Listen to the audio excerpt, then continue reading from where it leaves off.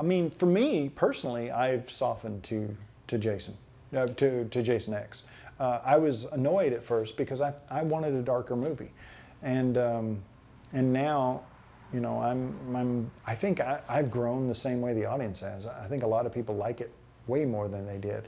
I mean, I get tweets from celebrities who loved the movie, and I'm like, nah, this can't really be happening. So, I mean, yeah, I mean, it's very cool. It was around 1967. I was not born yet, but I knew that I was going to work for Sean. No, I worked for Sean when I first moved out. I met Dean Lorey, and Dean Lorey had written Jason Goes to Hell, and he said, you know, I know a guy that you could, you know, work with and help get your feet in the door, and it was Sean. And so I went out to Encino and met Sean, and we had a good time, and we talked about different movies and what we would do, and it wasn't, I worked for Sean for about 3 years before we actually started talking, maybe 2 years, before we started talking doing another Jason movie. I met Dean Lorey through a friend that I went to college with who dated a girl who was in theater class in high school with Dean Lorey. And I had gone to visit this guy, and he knew I wanted to do movies, and he was like, you know what? He pointed, because we were going to a movie, and he pointed at a movie, and it was Major Payne with Damon Wayans. And he said, I know a guy who wrote that. And Dean had written Major Payne with Damon Wayans. And then Dean before Major Payne, he had done My Boyfriend's Back and Jason Goes to Hell. I had written a script, which was a fantasy script, about 3 brothers who at night became their girlfriends because they had been cursed. They were dragons who were in a sauna, and they would fart, and that was what would make the sauna hot because the bubbles would come up and it was a hot sauna. And so I sent that script to Dean, and he called me and said, yeah, I threw your script in the trash after about 30 pages because you clearly have no idea what you're doing, but you had a lot of imagination, so let's talk. When I first went to work at Cunningham, he was in the process of Freddy vs. Jason. And that was the movie that was supposed to follow Jason Goes to Hell. In fact, that's the reason Sean got Jason Goes to Hell. He got the franchise back in order to do Freddy vs. Jason. So he did Jason Goes to Hell, and then he was going to do Freddy vs. Jason, and just no one would agree on what that movie should be. And so while I was there, I did a draft or two, which was never read, and then Scream came out. And so Scream sort of threw everything upside down again. And so suddenly every script was very aware of, you know, Jason was alive and Michael was out there in the world and Chucky was out there in the world, and it was very Scream. Freddy vs. Jason was in development at the time, and so and it was in what you would call development hell. That's what it was. So Jason had gone to hell, and the franchise was left there because developmentally we couldn't get it out of there, because everyone was trying to crack the nut of what the next movie would be, or at least what Freddy vs. Jason would be. Been a bunch of guys come in, a bunch of different scripts. Some of them were great, some of them weren't. So I think what ended up happening was, I think Sean just got frustrated. And he was like, you know what? If they're going to keep this in development hell forever, let's go make a movie. Let's go make another Jason movie. And so that's how we started talking. He had known Jimmy for years. I'd been working there for a couple of years. And so we just all got in a room and started pitching ideas to see what we liked. And I convinced them to put him in space.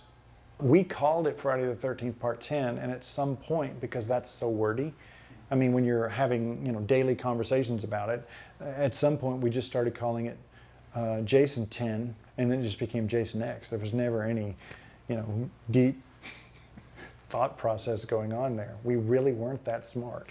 It just became Jason X. I know going into it, the original concept was to be dark, and we became lighter. We became more colorful. And I don't know if that was a result of Scream. If you look at the Jason or the Friday the 13th franchise, it has it's not like you don't just have sequel after sequel that's all the same thing. I mean, they change. You start with a child and his mom's doing the killings, and then you go to an adult who's wearing a burlap sack, and then you go to the adult who's in 3D wearing a hockey mask, and then you go to Corey Feldman, and then you go to Carrie, and then, you know, so there's a very strange journey that Jason takes to get where he was to make it all the way to space. And so when you get to the space thing, who is Jason?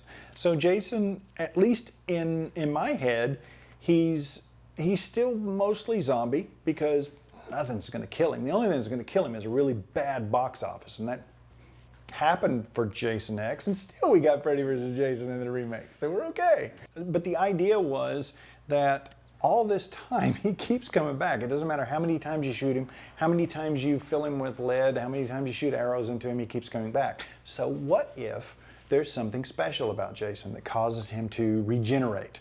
And so that's why the military has him, that's why the scientists have him. And I don't know if a lot of people know this, but Cronenberg, who was in the movie, basically came up with his own lines. I had written brilliant lines for him that he made brillianter. And you're okay with that. When Cronenberg rewrites you, you just you let that happen. And so he came up with some lines, and a lot of those had to be, he didn't want Jason frozen, he wanted him soft or something like that, which was Cronenberg's line. I didn't come up with that because I'm not that smart. I'm moving him to our Scranton facility. Dr. Wimmer, you can't risk transporting him through open country. This isn't open for discussion. His unique ability to regenerate lost and damaged tissue, I mean, it cries out for more research. And you're willing to risk the deaths of innocent civilians if he escapes? Yes. But the idea was that he regenerates, or that doesn't matter what you do to him, he's automatically going to come back. And so I kind of liked that concept because it makes sense for the franchise. I think you can make that scary because I think Aliens, plural, is an action movie. But to me, when the grunts go down in there to try to find where the surviving colonists are, that's a scary sequence. When they're sitting there, when Bill Paxton, before he became Bill Paxton and no one knew who he was, when they're waiting for they could see the aliens coming in, that's a scary sequence. So I mean, I think you can make action movies scary. Certainly that was the intention for Jason X. We changed, after Scream, when things became a little more comedic, that changed. And I still think there's, no, there's nothing scary in Jason X, but it's a really fun movie and you should check it out if you haven't.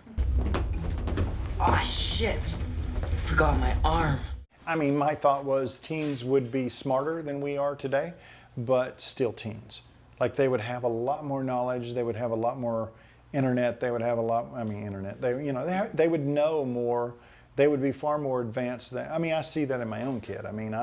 When I see where she is at 11, and when I was 11, I was an amoeba, I could barely, do anything. Originally Rowan was Rizzo, because I liked Grease a lot, and I wanted to be in the theatrical production of Grease, and my school, which was a Christian college, couldn't see around the idea of having, a play about a guy getting laid.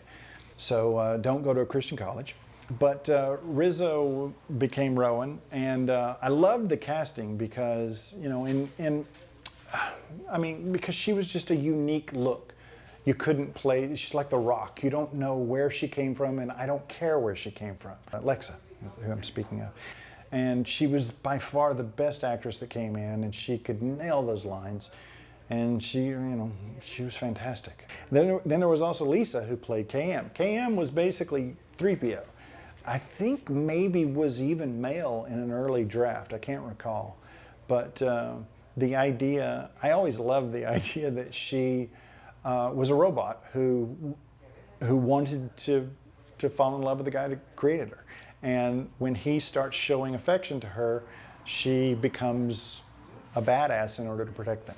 And I don't know that that necessarily translates into what we have right now, but that was always the goal. Cameron was a massive influence when it came to the female characters, because if you look at The Abyss, The Abyss is, she's Queen Bitch of the universe, and there's a reason for that. And you have a character who dies to save everyone else, and then it comes back. It was a choice. It's just Cameron's always made remarkably strong characters when you go from Terminator across the board.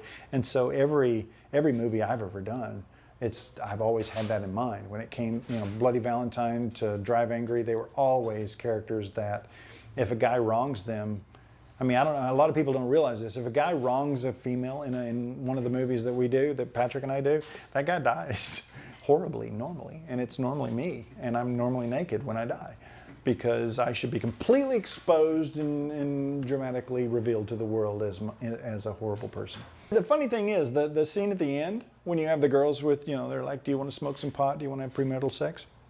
That was a late shoot. That wasn't in the movie, because I had this thing growing up where I was like, it always bugged me. Look, I love seeing naked people. And but the idea to just have them there for no reason, and certainly it felt unfair that women were always naked. And so I didn't put them in the movie. Even the scene with the professor and his student who, she gets the A, they're dressed. I always thought in these kind of movies you had to have nudity, and so I hadn't written it in there. So the point is, when it came to time to actually put the movie and send it out to the masses, we didn't have any nudity. And so that's where that scene came from. That was Noel's idea, the smoke pot, and because Noel was always more twisted than everyone else I ever met, and perfectly so. And so anyway, the nudity came out of that, and so I didn't know that if I'd known I could have been there with him, I would have been. I would have been in the third sleeping bag. Certainly, video games were a huge influence when I was writing Jason X. In fact, I remember getting completely pissed off that I had to stop playing EverQuest in order to write Jason X, my first movie, my introduction to Hollywood. I had to stop playing a video game so I could write the damn thing. I also, at the time, Dean Lorey, who had introduced me to both the franchise and to Hollywood, who had written Jason Goes to Hell, he would drive over to the house, because this was long before you could actually play with your friends online. So he would drive over to the house because we had Quake 2 networked in my apartment, and we would kill each other on Quake 2, depending on who had the faster computer, depending on who won. But that's how networking worked back then. I mean, space certainly gave us more kill opportunity. I mean, CG and digital effects were new back then, so we didn't know that it would look hulkier than normal. I mean, only in space are you going to have a giant screw laying around so you can throw somebody on, stuff like that. Keep your eyes peeled.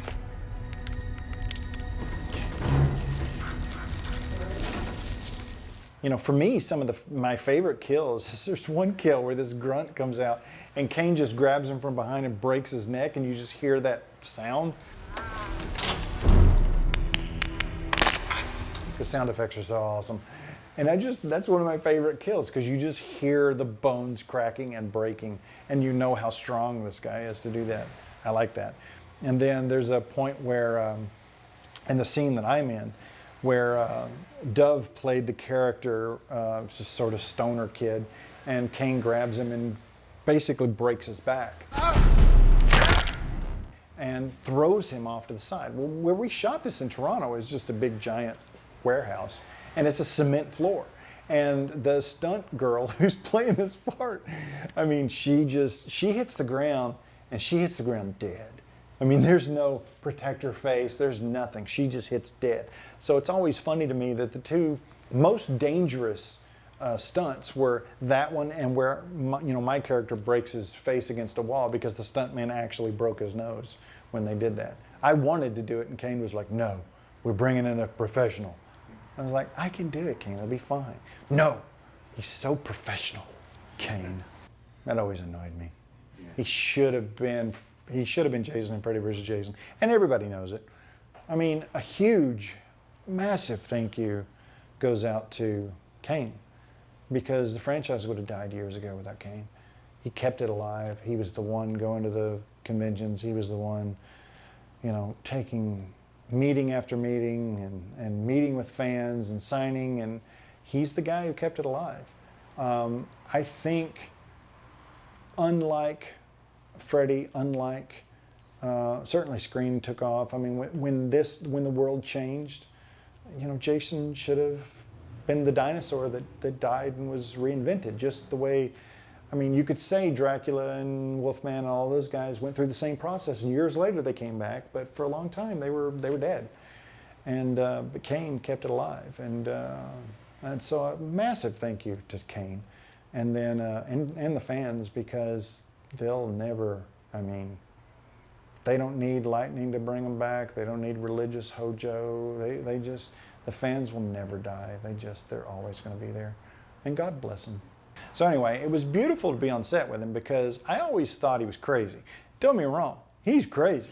I mean, has he ever curled his lip down for you? He has kill tattooed on his bottom lip, and so that's just nuts in itself. But what's funny is he actually is a stuntman first. A lot of people don't realize that.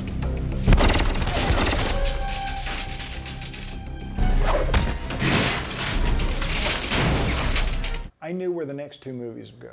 And that's because I think at the time Scream had come out, and I had either, I read an interview or I saw something where Kelvin had talked about how he planned this with 3. I don't know if he actually did that, but I started planning it while I was in Toronto on that movie. I started planning out the next 2 movies.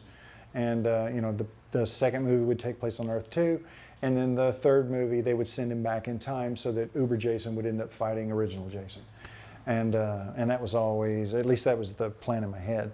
And then we opened at 6.8, which was way bigger a release or opening than Drive Angry. And we did not get a sequel. It's funny to me because Blade Runner tanked. Blade Runner got a sequel. Big Trouble in Little China tanked. And I say tanked, I mean they did not make money at the box office. And now it's getting a sequel. And, I think it's time for Jason X. I wish Jimmy was still around and we'd do another one. I remember getting something from the Writers Guild asking, did you create any characters that are new to this franchise? And I remember looking at it thinking, well, Uber Jason is new, but I didn't create Friday the 13th. The original Friday the 13th was very different from what it became. And it's like, I didn't feel comfortable claiming Uber Jason because, the original movie wasn't even Jason killing, and the second movie wasn't even a hockey mask, and the third movie, so I mean, it felt like so many people had put their fingers in it that I couldn't claim him. He came out of what they all did. In retrospect, sure, I should have taken it. So all those novels I would have gotten 12 cents for. There was a guy who came in our office ages ago. And I say office, this was Cunningham's office in Encino. And I was working in the maid's room. And so when she wasn't in there, I was writing. And so we were there, and this guy came in, a guy named Bergantino, nice guy. And he said to Sean, he said, and this was 20 years ago, this was right before Jason X. He said, let me do a video game, because the video game industry is going to overtake the movie industry. And Sean was like, no, it's not going to happen. And Sean didn't take him seriously, and a lot of people wouldn't have back then. And then the video game industry did. And so I wonder if that's influential to what happened recently, because my understanding is Sean basically told these guys, go make your video game. And I did an online thing on Twitch with Derek Mears and myself and a couple other guys where we played. We were horrible at playing Jason and campers.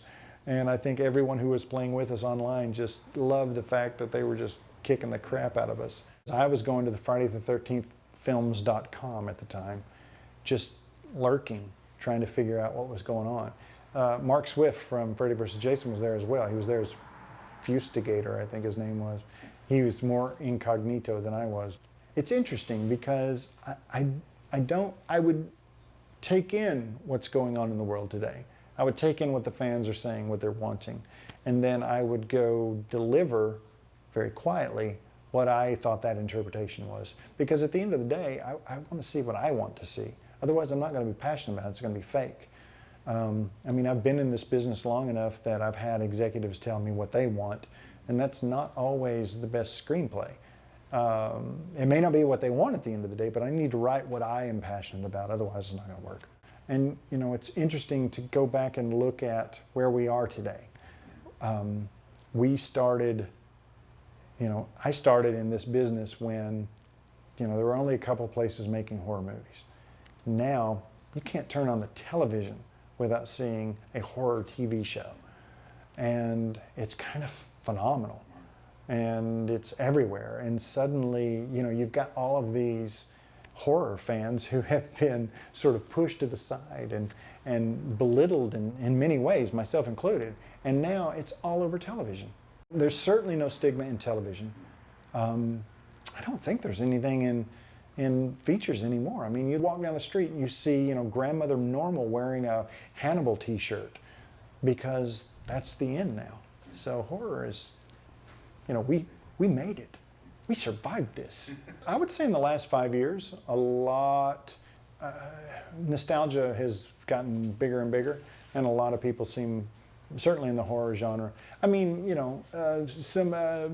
Mark Swift Mark Swift recently said to me, he was talking about, he got some hate over Freddy vs. Jason, and he was like, dude, do you have any hate? And so I immediately tweeted something from the IMDb message board, which was Jason X or cancer. So he was like, oh, yeah, that's worse than what I got. What I like about this franchise is this, I've said it before, I like the fact that it keeps changing and that it always will. I know that it's a difficult franchise to do a remake for because there's a lot of entities involved in it. But I really think Jason will come back, just like Michael's coming back. And I've been fortunate to work on Hellraiser, work on Freddy vs. Jason, worked with a minor in Bloody Valentine. And Jason was, I think when I was growing up, Halloween was the movie that scared me the most. But I always liked the idea that with Jason, you could kind of go anywhere. You could do anything. And so I would still, I was at a screening of Freddy vs. Jason the other night, and Mark Swift was like, yeah, I'd go back. I agree, I'd go back. I would totally do it again.